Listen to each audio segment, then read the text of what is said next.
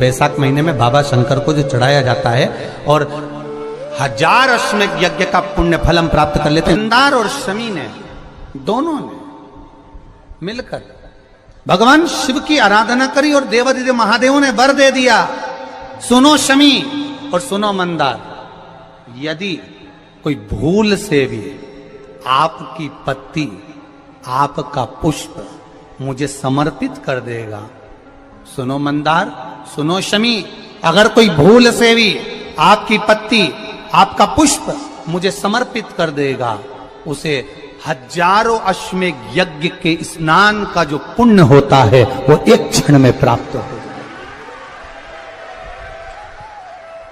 1000 अश्वमेध यज्ञ का पुण्य, 1000 अश्वमेध यज्ञ का पुण्य एक क्षण में प्राप्त हो। ये मंदार, ये शमी, 1000 अश्वमेध यज्ञ का पुण्य एक साथ। शमी की पत्ती देखिए आप लोगों ने, जम के तो बोले जरा, देखिए मंदार पुष्प भी देखा हुआ है। अब शमी की जो पत्ती होती है, उस शमी की पत्ती को भगवान देवादिदेव महादेव पर चढ़ाने का, शमी की पत्ती जो होती है, उस शमी की पत्ती को चढ़ाने का एक नियम भी होता है। थोड़ा सावधानी से सुनना इस नियम को, जो आपके जीवन को सार्थक बना सकता है। शमी की पत्री को चढ़ाने का एक नियम है, बड़ा सुंदर नियम, आपके जीवन में उतारने लगा। महाराज, जब सारा श्रृंगार मेरे देवादिदेव महादेव का हो जाए, बहुत ध्यान से सुनना, ये प्रसंग आया नहीं पहले, आज अगर कुबेरेश्वर बाबा की पावन धरा पर यह प्रसंग निकला है तो उसको ध्यान से सुनिए। पत्ती, शमी की जो पत्ती होती है, उस शमी की पत्ती को कब, कैसे और कहां चढ़ाना चाहिए, और शमी की पत्ती का फल क्या होता है, वो भी अभी अपन समझ लें उसको। शमी की पत्ती, संपूर्ण स्नान भगवान का हो जाए, संपूर्ण स्नान आप समझे उसको। जैसे ये शिवलिंग है, जलाधारी, जल निकल कर जाने का स्थान, गणेश, कार्तिकेय, अशोक सुंदरी, जलाधारी मतलब माता पार्वती जी का हस्त कमल, शिवलिंग शिव का स्वरूप, ऊपर जो जलाधारी लगी है उसमें से एक एक बूंद जो पानी नीचे गिर रहा है, जो पानी नीचे गिर रहा है, शिव जी की बेटियां जया, विषहरा, शामली बारी, दौतली, देव, शिव जी की पुत्री बेटियां। जब देवादिदेव महादेव को शमी का पत्ता चढ़ाया जाता है, कब चढ़ाते हैं, जब आपने संपूर्ण जलाधारी को हाथ से साफ कर दिया हो, शिवलिंग पर जल चढ़ा दिया हो, शिवलिंग का पूरा श्रृंगार आपने कर दिया हो, संपूर्ण श्रृंगार मेरे देवादिदेव महादेव का हो गया, संपूर्ण श्रृंगार। बाबा को चंदन का लेपन, अबीर, गुलाल, अक्षत, बेलपत्र, धतूरा, जो भी तुम्हें चढ़ाना है सब कुछ तुमने चढ़ा दिया, सारा श्रृंगार मेरे देवादिदेव महादेव का हो गया।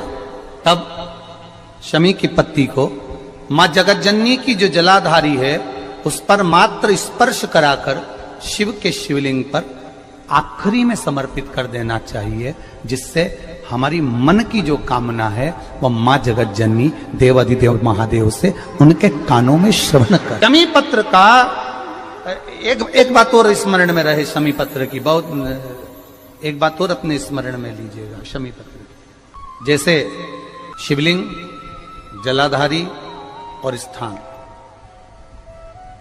जब बहुत ज्यादा मात्रा में दरिद्रता होती है, बहुत ज्यादा मात्रा में बहुत कष्टमय जीवन, जब तुम्हारी चित्त वृत्ति में आए, जब तुम्हारे मन में आए, धन भी नहीं है, पैसा भी नहीं है, बहुत दरिद्रता का जीवन है, बहुत दुखी जीवन है, तब बेलपत्र और शमी पत्र का प्रयोग जरूर करके देखना। प्रैक्टिकल करने में कुछ नहीं जाता, प्रैक्टिकल करने में क्या जाता है, करके देखना। उस समय पर वो कहते हैं ना कि कोई कहने वाला कह दे कि महाराज जी, वो एक महाराज प्रवचन दे रहे थे और प्रवचन में देते देते देते देते किसी ने, महाराज जी प्रवचन दे रहे थे कि मदिरा का पान नहीं करना चाहिए, नहीं पीना चाहिए, गलत है, नाली में पड़ा होता है, व्यसन में पड़ा होता है, ऐसा पान ना करो। एक महाराज का पेचेन वाला खड़ा हो गया, उसने खड़े होकर कह दिया, ओ महाराज तुम इतनी बड़ी बड़ी बात कर रहे हो, तुम्हारा सगा भाई तो पी के नाली में पड़ा, गटर में पड़ा, महाराज जी को क्रोध नहीं आया, समझ थी। महाराज जी ने कहा भैया देख, मैं भी प्रवचन दे रहा हूं, मेरा भाई भी प्रवचन दे रहा है, मैं मुंह से समझा रहा हूं कि पीकर लोग नाली में गिरते हैं, गटर में गिरते हैं, मेरा भाई प्रैक्टिकल करके दिखा रहा है कि मत पिया। प्रैक्टिकल वाली बात है। शमी पत्र बेलपत्र का एक बार जीवन में प्रैक्टिकल कर देखना, प्रैक्टिकल करना। जैसे आपको कहा कि आपका विश्वास अगर पक्का है, भरोसा अगर दृढ़ है, और शंकर के प्रति अगर आपका विश्वास पक्का है, शंकर कह रहे हैं, मां उमा से, मां पार्वती से मेरा महेश कह रहा है, मेरा बाबा भोलेनाथ, मेरा बाबा विश्वनाथ, मेरा त्रिकालदर्शी कैलाशी अविनाशी कह रहा है कि हे पार्वती,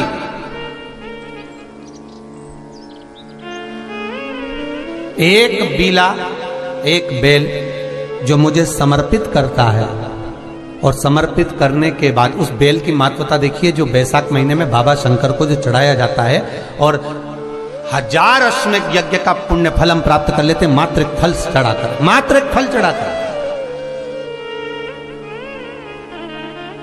हे पार्वती,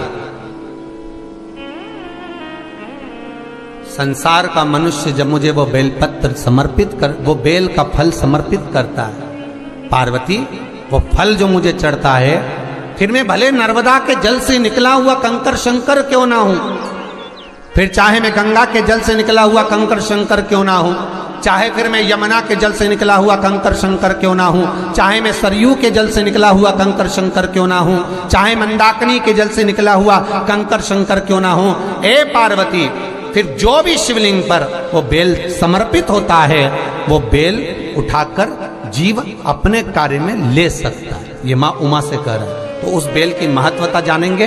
अब अपन उस बेल को जानने के लिए वापिस स्कंद पुराण में चले, तो स्कंद पुराण में लिखा हुआ है कि जो बेल बैसाख के महीने में शंकर को चढ़ाया जाता है, वो बेल का फल उठाकर रख लिया जाता है। बैसाख के महीने में उस चढ़े हुए, बाकी के आपको बेल का फल खाना हो तो बात दूसरी, पर चढ़ा हुआ जो बेल का फल है वो पूरा बैसाख नहीं खाना। बैसाख के बाद में अगला जो महीना आए, उस महीने के अंदर उस फल के अंदर का गुर्दा निकालकर उसको सुखा लीजिए, और सुखाकर जिस व्यक्ति को पत्थरी की बीमारी हो, और जिस व्यक्ति को पेट में बहुत भोजन पचता ही नहीं है, पूरा शरीर पाचन क्रिया बेकार हो गई, उस व्यक्ति को केवल 7 दिन तक शंकर पर चढ़ा हुआ वो बेलपत्र प्रदान कर दीजिए, पत्थरी भी बाहर और पाचन क्रिया भी ठीक, जिंदगी भर तकलीफ नहीं। उस बैसाख में उस फल की इतनी महत्वता बाबा भोलेनाथ स्कंद पुराण, लिंग पुराण, नर्मदा पुराण, पद्म पुराण के अंतर्गत, शिव महापुराण के अंतर्गत वर्णन कर, उसकी महत्वता है। वो बेल का फल साधारण नहीं हो सकता। अब मंदार का जो पुष्प होता है, आंकड़े का जो फूल होता है, एक सफेद कलर का भी होता है और एक गुलाबी कलर का भी होता है। देखा है आप लोगों ने? बोलो, जम के बोलो, देखा है ना? गुलाबी कलर का जो पुष्प होता है, वो आप मंदार का, आंकड़े का जो गुलाबी कलर का पुष्प होता है, आप टीवी पे देख रहे होंगे, एक सफेद देख रहे होंगे, एक मंदार का गुलाबी फूल, नीला कलर का फूल देख रहे होंगे। जो नीला कलर का जो पुष्प होता है, गुलाबी कलर का जो आंकड़े का फूल होता है, प्रयास करना,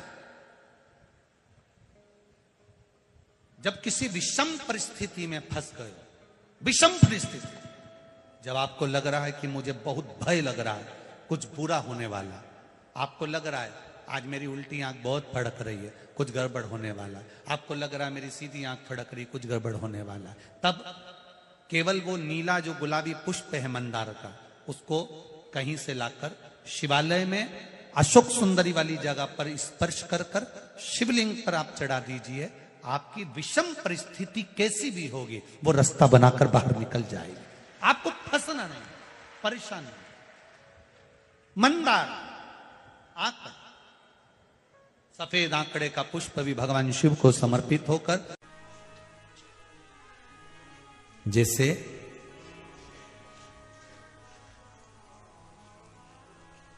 बेले के फल का गुर्दा, बेल का जो फल होता है, बेलपत्री का फल, उसका जैसे गुर्दा, उसके अंदर का जो भाग होता है बेल का, वो गुर्दा,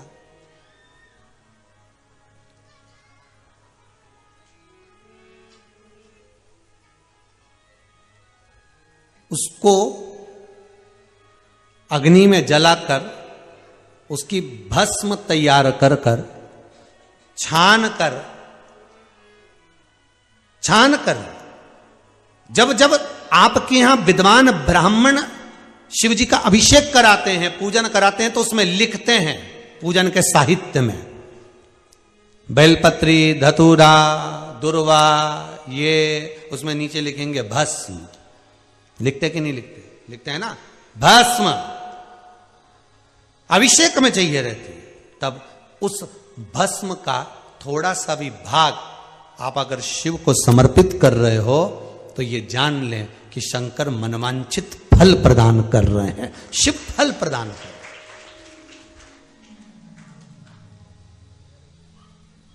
महाराज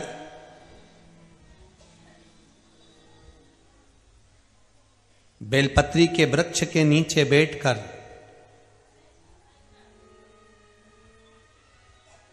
हाथ में एक बेलपत्र का पत्ता रखकर आप पंचाक्षर मंत्र नमः शिवाय, ओम नमः शिवाय या श्री शिवाय नमस्तुभ्यम या महामृत्युंजय मंत्र का स्मरण कर रहे हो, पर डंडी का भाग अपनी ओर, बेलपत्र की बीच वाली पत्ती का भाग बीच वाली उंगली की ओर रखकर अगर आप स्मरण कर रहे हैं और अपनी कामना कर कर बेलपत्री के वृक्ष के नीचे बैठकर उस पत्ते को सम्मुख रखकर बाबा से विनय कर कर एकांत में उस बेलपत्री के वृक्ष की छांव में, बेलपत्री के वृक्ष की छांव आप कामना कर कर उस पत्ते को शंकर भगवान के ऊपर समर्पित कर रहे हैं, तो ये जान कर रखें कि पार्वती और शिव का मिलन करवा रहे हैं और अपनी मनवांछित फल कामना पूर्ण करवा रहे हैं। क्योंकि शिव और पार्वती का जब मिलन होता है, शंकर पार्वती जब एक दूसरे के सम्मुख में होते हैं, शिव और पार्वती जब एक दूसरे के सामने अपने बच्चों के कारण एक दूसरे के सम्मुख में आते हैं, तो उनके चेहरे पर प्रसन्नता का भाव आ जाता।